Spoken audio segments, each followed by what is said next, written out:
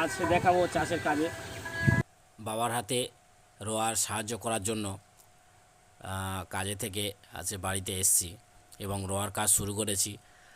কিছুটা শুরু হয়েছে আর বাকিটায় তোলা ভাঙার পরে শুরু হবে। আপনাদের দেখাবো কিভাবে তলা ভাঙতে হয় এবং কিভাবে রোয়ার কাজ করতে হয়, রুইতে হয়, সেগুলো আপনাদের দেখাবো।